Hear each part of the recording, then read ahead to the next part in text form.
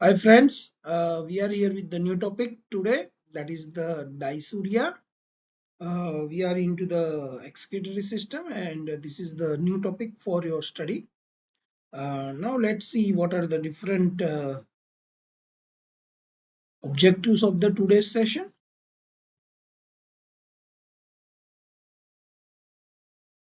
So today's objectives are definition of the dysuria, etiology of the dysuria, what may be a pathophysiology of the dysuria, which are the clinical assessment, and which are the diagnostic evaluation of the dysuria.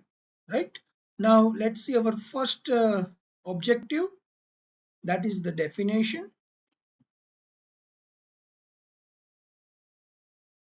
So, friends, dysuria is defined as a painful or the difficult urination, often described by the patient as a burning into the urination or discomfort sensation felt during or immediately after the micturition. सो जो process होती है urination की उसमें difficulty रहती है और painful रहता है. Remember one thing, my friends, it is a symptom, not a diagnosis, and it is a commonly associated with the inflammation or the irritation of the lower urinary tract, urethra, and the bladder, and it can be acute or chronic and localized or the referred. Localized भी हो सकता है, referred भी हो सकता है. So this is the dysuria. Remember only one thing, that is the painful urination or difficulty in urination. Right? Patient says there is a burning into the urination or discomfort sensation felt during or immediate after the micturition. Right? So I hope you can easily understand what is the definition of the dysuria. Now we are moving with the other objective, that is the etiology of the dysuria. So dysuria can be caused by the wide variety of the infection or the non-infectious causes or the non-infectious conditions. So let's see first one, that is the infectious causes. So first they are the urinary tract infection, UTIs. It is the most common cause into the female or the woman. Uh, It is caused by the E. coli, Proteus, and the Klebsiella bacteria. And repeatedly, infection can causes the irritation and the inflammation into the urethra or the urinary tract. Right. So the commonest symptom, that is the burning while micturition. Right, and the fever with the chill, rigor, which suggests the UTI. Right. Second cause, that is the urethritis. So it is oftenly sexually transmitted. Right, there is a bacteria, Neisseria gonorrhoeae is responsible for that, and it is a very common into the young men. And the third infectious cause is, that is the inflammation of the bladder. Right, cystitis. Right, so it is a more common into the female due to the short urethra. Urethra short रहेगा, infection easily bladder तक पहुंच जाएगा. Mail में क्या रहता है कि urethra लंबा रहता है, so infection is reach up to urethritis, not a cystitis. Right. Let's see other infectious causes. That is the prostatitis, means inflammation of the prostate into the male. So in the anatomy, you already learned what is the anatomy of the prostate and the urinary tract. So you are easily aware about. So prostate is totally beside with the rectum, and the border of the rectum and the prostate are touched together. So in the cause of the severe constipation, so the bacteria is easily invade the wall of the rectum and reach up to the prostate, and there is an infection of the prostate is there. So and the inflammation is occur and prostatitis will be there. So in the case of prostatitis, patient have a pain into the perineal region, right, and the urinary hesitancy. Urine is comes drop by drop, and patient feeling I am not fully empty my bladder, so something left into the bladder. So urgency of the urine is a increase, and the frequency of the urine is also increase. Another one infectious cause, that is the pyelonephritis. So that is the infection of the kidneys, right? And it is associated with the fever, flank pain, and along with the dysuria. So these three are the main characteristic of the pyelonephritis. So there is an infection of the kidney from any condition, right? So these are the infectious cause of the dysuria. Now we are move forward on the non-infectious cause of the dysuria.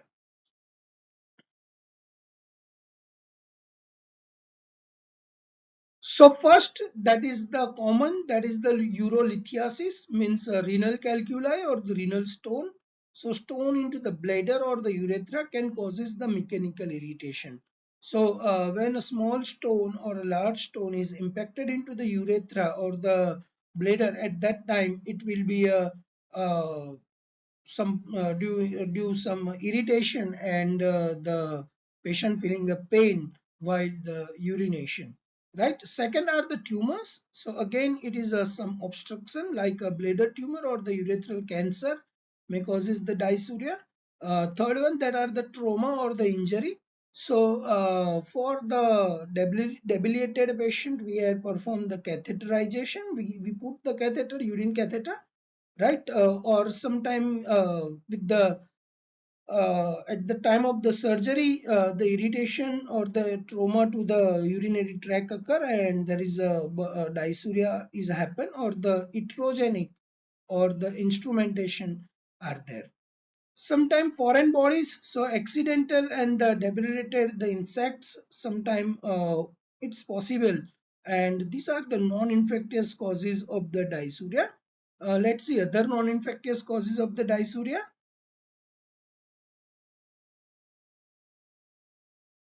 So first, that is the chemical irritant.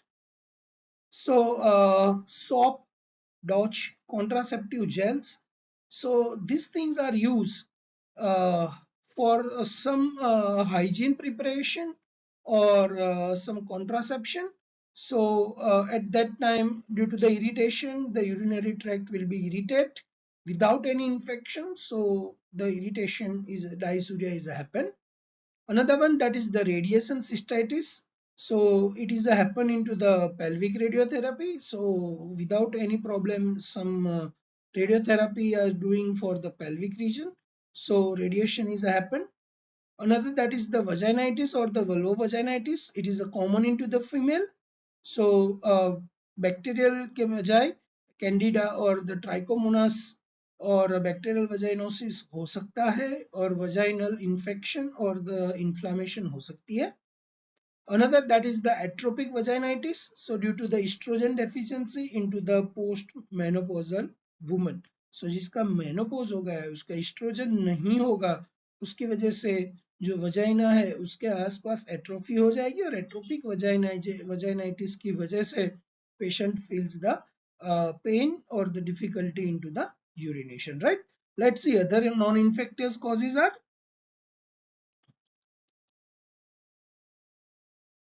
As per our last lecture, that is the interstitial cystitis or the bladder pain syndrome. So chronic bladder inflammation without any infection, it may happens.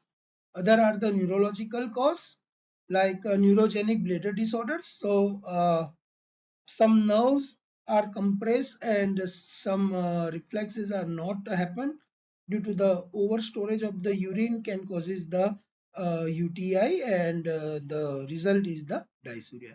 So friends, I hope you can easily understand what are the infectious causes of the dysuria and the non-infectious causes of the dysuria. Now we move on the pathophysiology of the dysuria.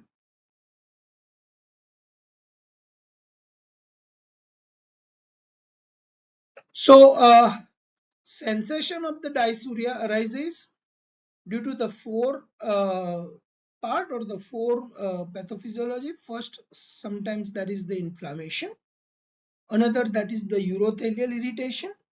Another are the pressure changes and are the mechanical obstruction. चार वे से हो सकता है.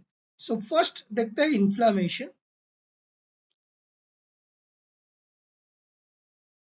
So infection or the irritant both are the causes the inflammatory cytokine release, right? IL-1, interleukin 1, interleukin 6, tumour necrotising factor alpha, वो सब release होने की वजह से इन्फ्लामेशन होगा, and the sensitisation sensory nerves, nociceptors, we learn into the pain theory. So nociceptors are sensitized and there is a pain uh, happen when the patient are perform the urination, right? So first pathophysiology, there will be inflammation. Second, that is the urothelial irritation.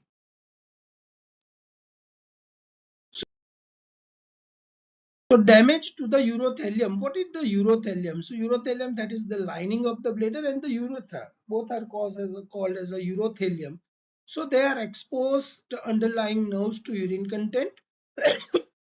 Sorry, जो nerves है और urine content के वो urine की content जो है वो content की वजह से नर्व सेंसिटाइज हो जाती है. So in the case of acidic pH, urine acidic हो जाना, some salts are present into the urine and some toxins are present into the urine which can causes the stimulation nerves into the urothelium and the irritation happen and patient feels the pain. The second pathophysiology is there. Third pathophysiology, that is the pressure change.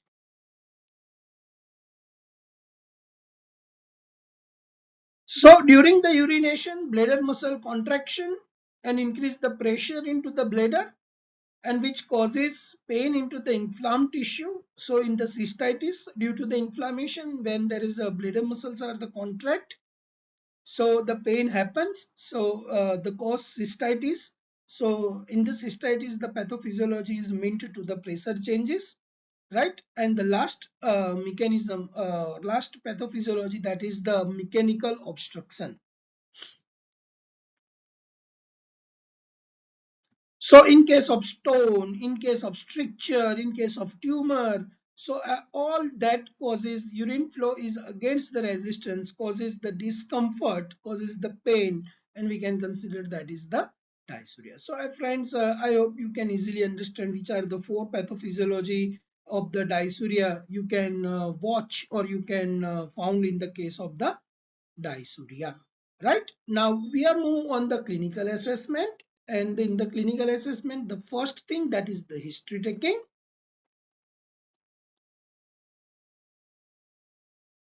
So you have to ask about the symptom to the patient. So is there a burning sensation, stinging sensation, or the painful sensation while urinating? Right, first question. From that you can easily identify what may be a cause. If there is a burning, you can think about a UTI, you can think about some irritation.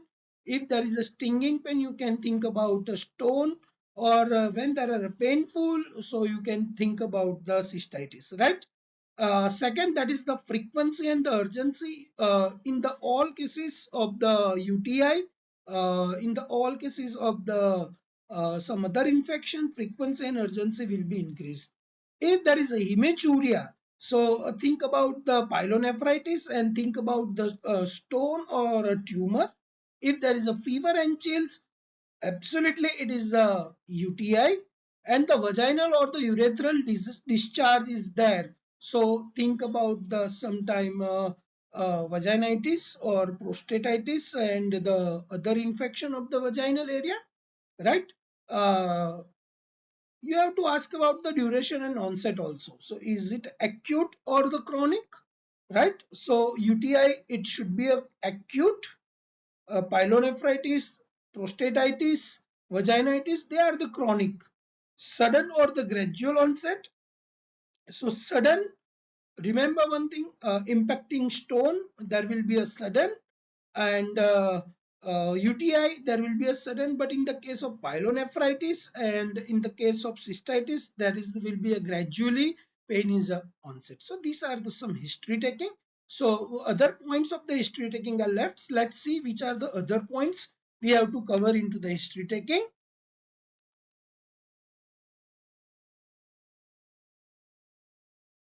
So associated factors, we have to ask about the sexual activity. If your patient is a aged or adult, right? So there will be a risk of the sexual transmitted infections, STIs, right? Other one, that is the menstrual history. You have to ask about menstrual history for the menstruating woman. Use of hygiene product like any vaginal wash, so we can locally irritate, we found. So history of the UTI and the stones, and the recent surgery or the catheterization, we have to ask. We have to ask the past medical histories also. So ask about diabetes mellitus, some neurological diseases, and urological surgery. So with the urological surgery, there will be a risk to the trauma. Neurological disease, there will be a risk to the neurogenic bladder, and the diabetes mellitus, there will be a risk to the UTI. So I hope you can easily understand what are the history taking part in the part of the clinical assessment where you assess the dysuria, right? So we are move forward with the clinical assessment, physical examination, right? So now clinical assessment, physical examination. So we have to take the general examination, TPR BP. So check about the temperature. If it is a fever, then think about infection and think about a UTI. And look for the signs of the sepsis. So we have to perform the investigation. We can easily understand if sepsis is a present or a not, right?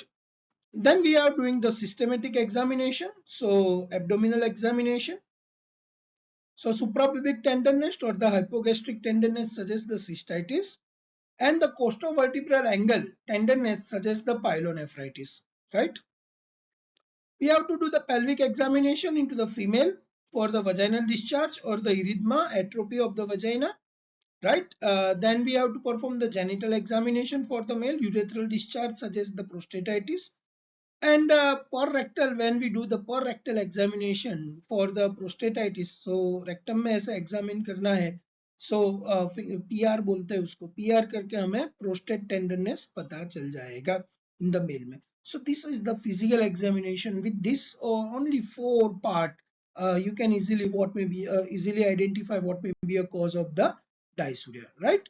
Now we move on the another part, that is the diagnostic evaluation.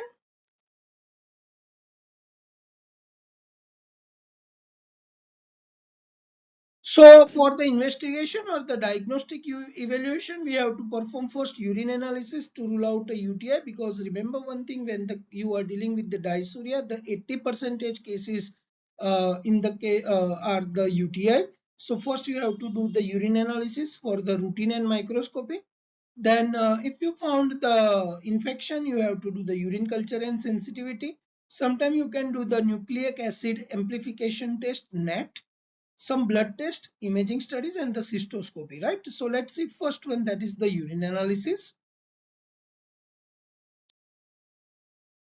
So in the urine analysis, so routine and microscopy, first if that is the WBC is increase into the urine, it is called as a pyuria, which indicate the UTI or the infection.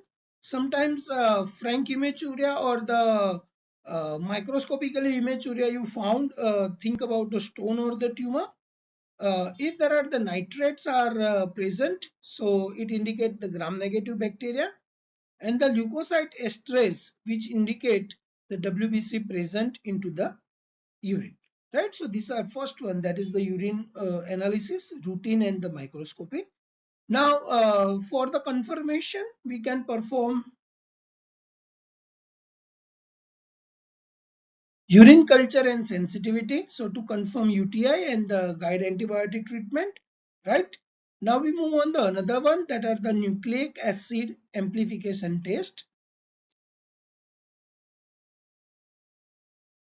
and that is the NAT, right? And it is specifically doing for the chlamydia and the gonorrheal infection, right? So with this investigation, you can easily identify what may be a cause of the dysuria, right? Some blood test, like in the simple CBC, when there are the WBC are the increase, it may indicate the infection.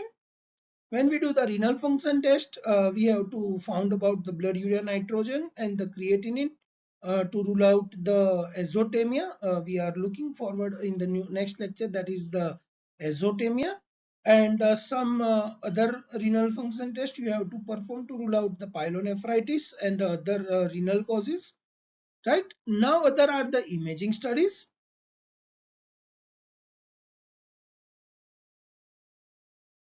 There will be a ultrasound, KUB, remember, kidney, ureter and the bladder ultrasound.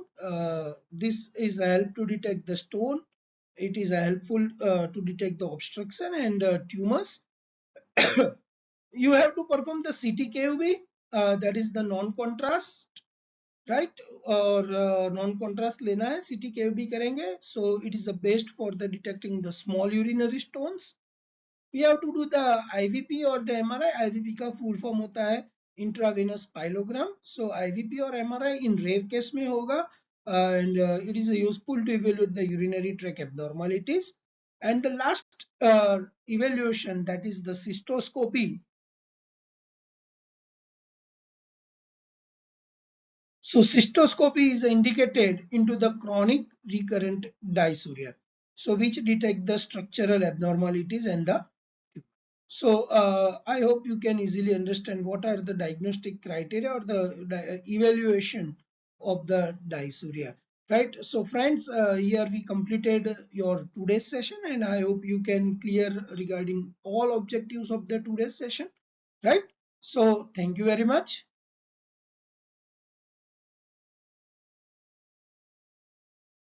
So friend, if you have found any difficulty, you can comment, you can call, and you can ask me, and uh, be ready for the new topic. And once again, thank you very much.